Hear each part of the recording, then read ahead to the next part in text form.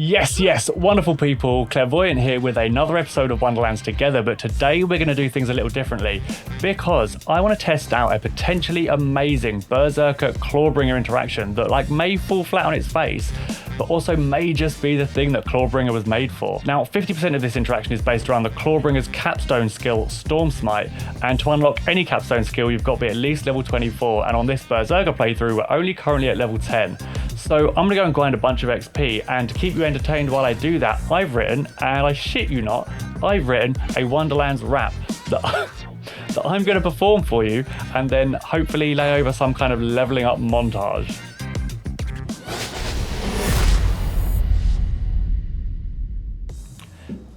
Now, you might be thinking, hold up, Claire, surely you don't actually mean rap, because that would be ridiculous. Well, A, let me tell you that yes, I do mean rap, and B, there is no way that you're anywhere near as worried as I am about how ridiculous this could be. But as my wife always says, never try, never know. So it's happening. Now, I want to ask you to please be kind in the comments, but honestly, I know what I'm opening myself up to here. So let's just get to leveling up and do this. Level 24, let's go. Yes, Wonderlands with Tiny Tina, a minuscule molecule, have you seen her? Tear the face up like an angry cleaner, and then smack it down like China Cena, but meaner, and with more explosive. Poison is the new corrosive. Frost will chill you to the bone, when the dark magic will bring the health home. Now wave your magic wand, stab your fingers, hit your fist. If you wanna cut slow, you gotta do it like this. With goblins running around like gorillas in the mist, and pirates in your town like a Caribbean twist. Fate maker, fate breaker, you're a 100 grenade forsaker, with a queen like a stallion against a battalion of pirates that live in a mystical galleon. Now let's take a tour through the class system, let's explore. What do you get when the bringer of the claw gets cold like a 1940s war? Storm, dragons, judgment, war. The old ways of rule that matter anymore when you're picking up a weapon like a banshee claw. And now we're level 24. Which means, for the first time, now we're level 24, which means we can now technically grab the Clawbringer's capstone, but I just want to stick at least a couple of points into Ancestral Frost as well. So I will see you at level 26 and done. Okay, so I'm actually a little nervous about this because if it falls flat, I'm going to be stuck with Clawbringer as my subclass for the rest of the playthrough. And I was originally thinking Stabomancer, right? But to counter this, I'm actually going to create a kind of save file insurance policy, like a moment in time where I can revert the game back to if I don't like this build. If you don't care about this, I'll stick a couple of timestamps on screen so that you can skip to either the build or the shooty bit. And on PS4, it's pretty easy. You just upload and download the save file to an external hard drive. But for PS5, things are a little trickier, okay?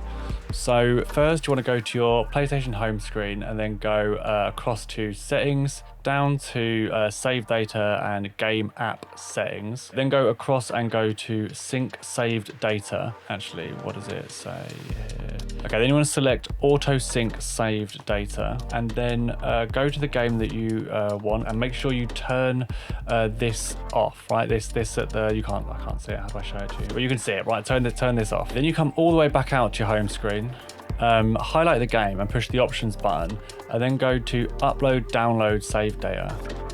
And it's really important, this next bit's really important. At this stage, you want to upload your save data. Okay, this will close the game. It'll ask you to confirm that you want to overwrite what's on your cloud storage. And I can't stress this enough. Just make sure that what you're doing makes sense when you're doing it, because this way round, you're going to be uploading to the cloud, and then later on, we're going to be downloading from the cloud. So just if you're going to do this more than once, or in fact, even if you're going to just do it once, just double check at this stage that what you're doing is the right way around, okay? So yeah, I want to overwrite my cloud storage. Okay, so now this cloud storage down the bottom here, this is like an exact copy of where we are now, and it won't get edited and it won't get overwritten unless we choose to. So I'm then going to go back to my game and log back in.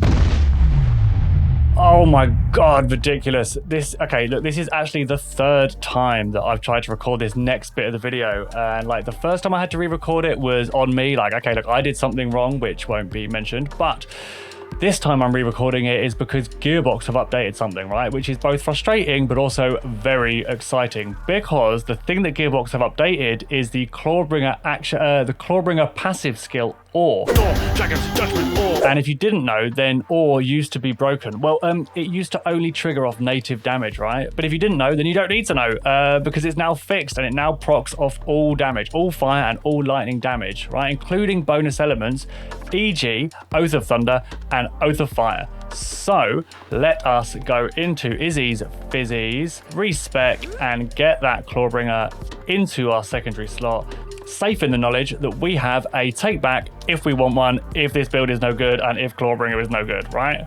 Okay, so like this might be the third time I've done this, but honestly, I'm still excited for it. And okay, so look, we're just going to go straight in and put 5 points in Oath of Fire, and then bang, 5 points in Oath of Thunder. Let's go. Then we'll stick 5 points in Dragon Aura, which boosts all of our elements by 25%, including our bonus elements, giving the 20% bonus from Oath of Fire, an extra 5% on top of that. Then we're going to stick one in Blasphemut's Favor, which, like, obviously, I don't know if I've said that right, but Blasphemut's Favor is like a little bit like Amara's, what was it? Remnant skill from Borderlands 3. I don't think it takes overkill damage. Let's have a quick look.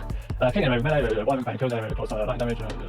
okay, so fine. I don't think it takes overkill, but fine, I'll take it. One in Firebolt for some extra gun damage, which I think is still technically bullet damage for anyone that is interested in that kind of thing. Then one in Storm Breath for some damage reduction, also giving our Wyvern a lightning attack. Then I'm going to stick 3 in Rebuke to get down the tree, and Rebuke also has the benefit of passively dealing some lightning damage, which is useful for the aforementioned ore, right? Let's stick 3 in ore. Now, if you didn't already know, ore, after dealing fire damage, the Fate Maker gains increased critical hit damage for a short duration. After dealing lightning damage, the Fate Maker gains increased critical hit chance for a short duration. Now, all of this fire and lightning damage contributes towards ore, meaning we should have, pretty much 100% uptime. Then one in Indomitable, which also acts a bit like Amara's Guardian Angel skill, but they've reduced the cooldown on this to 100 seconds, which is nice. I think when I get a bit further down the Berserker tree later on in the game,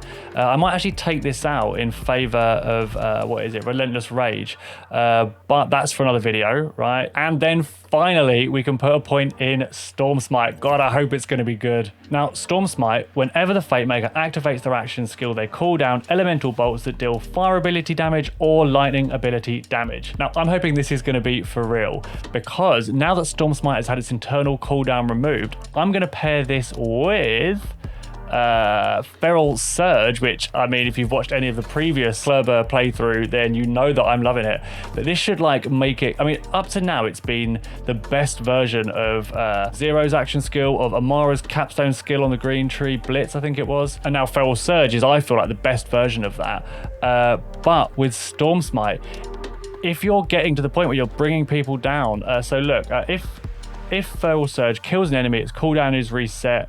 Any non-boss enemy damaged will be instantly killed if their total HP is below 20%, right? So that should mean that once you get someone below 20%, you can just bang Feral Surge, Lightning Bolt, Firebolt, Lightning Bolt, Firebolt, bang, Feral Surge, Lightning Bolt, Firebolt. You get the picture, right?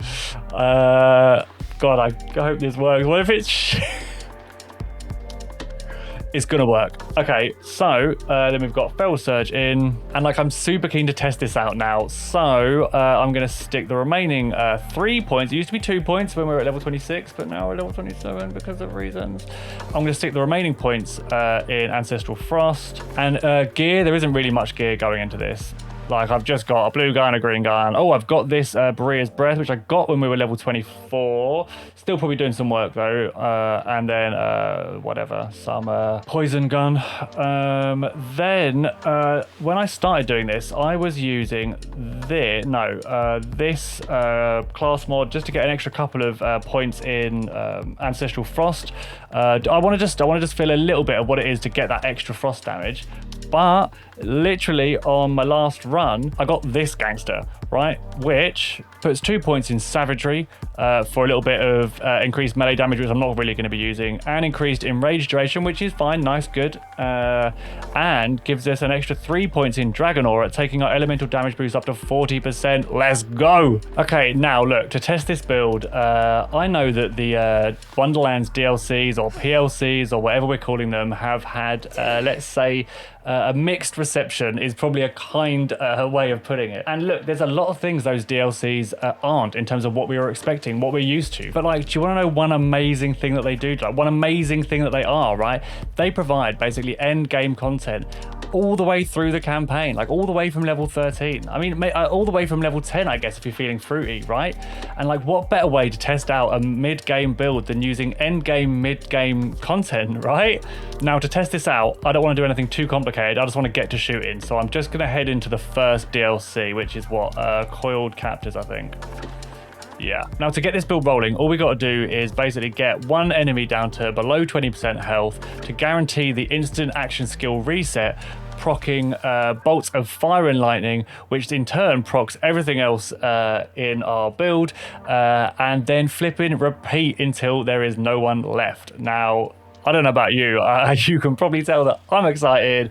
And I want to get into this. Now, on this playthrough, I haven't unlocked all 4 tiers, but I have got to difficulty 3, and like, I feel like that's the best place to test this build. Although, is that fair? Like, what if it's just mid-game? No, look, if you're going to test a mid-game build, Claire, then test it on the hardest thing you can find. Yeah, I mean, it's got to be, I feel like I've said it now, so fine. Difficulty 3, let's go.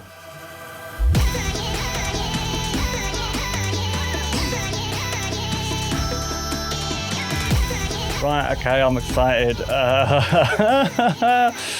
So, like, it all comes down to this first enemy. Like, what if it doesn't work on this first guy? Then maybe I should stop putting so much stock in the first guy. No, right, come on then, let's go. You, boom, yeah, right, it's happening, let's go. Who's next? You, boom, yeah. Look at that, everyone's gone. You hiding out over here. Oh, okay, too late, too slow for you. Where is everyone, man? I mean, I know this is just the first bit, but like, let's go. Come on. Right. Where are you? You, where are you? Yeah. Boom. Done. One hit, gone, all of them, boom. I mean, look, I am sure that when I edit this, there is going to be a lot of instances of me saying boom. So maybe I will edit some of them out, or maybe I won't. Who knows? I guess you'll know by now. All except one. Gosh. This is an area killer. Yeah. Oh, nah. When your build's doing too much damage that it outperforms you, man, I guess that's not a bad thing.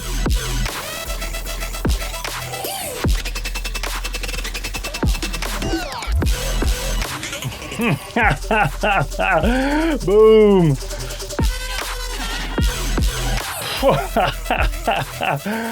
Oh my god. Am I gonna get tired of this? I mean, the correct answer is no. Where's someone else? I actually don't want to complete this. I just want to take everyone out. This is wicked. Come on. Yeah, you. Boom.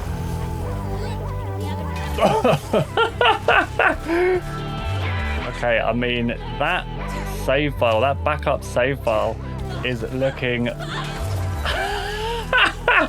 less and less likely to be needed. Oh my god. Like, whoosh. Let's go. Come on. Boom. Okay, right, look, so like before I drop into this, I mean, look, this has been amazing. Like, even just this so far, it's been amazing. I've got no idea what it's going to be like for bossing. I mean, obviously I'm hoping it does well. I mean, I wrote a rap for this, so like,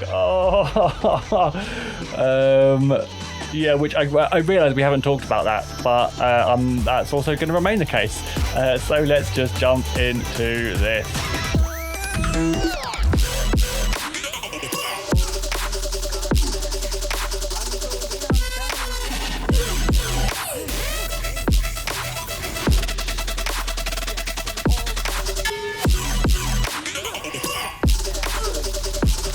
Okay, wow. I mean, this is actually doing real work, man. Wash.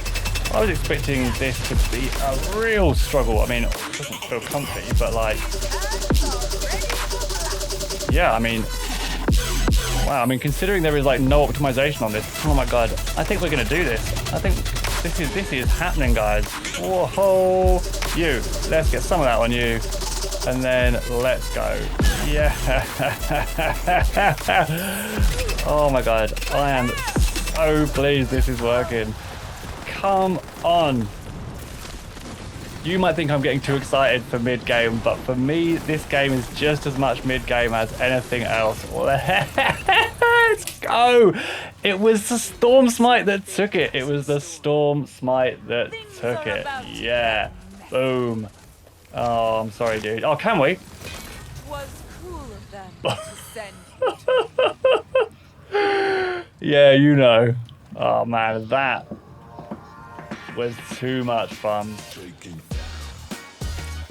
Okay, look, we are done. I am beyond chuffed with how that went. Like, that was so much fun. That might be the most fun I've had playing this game so far. I mean, out of those 3 runs that we mentioned earlier that you guys didn't see, this was by far the best. Come on, yeah, that was awesome. Okay, so I'm actually going to end the video there. And yeah, that save file that I've backed up, gone. Like, that doesn't need to be pulled down ever. And so look, this, honestly, this might be what Clawbringer was made for. And I know it's going to be contentious, me saying that Clawbringer was made for mid-game because all classes maybe should work for endgame. And maybe that's the case, but like, look, maybe it's not the case. Maybe the reality is that's not the case. And so then what? Just don't use Clawbringer? No, use Clawbringer as your subclass. Like, it's so much fun. You saw that. So guys, look, if you like my content, then dropping this video a like would mean the world to me. And if you want to see where I go with this, build, or whether I turn it into a endgame build or whatever I do next, then maybe consider subscribing. I am going to be, I'm currently working on 2 actually Chaos 50 builds. I've got a lucky die video that for me has made a big difference. I've got an issue with controller mapping on console that I've also solved.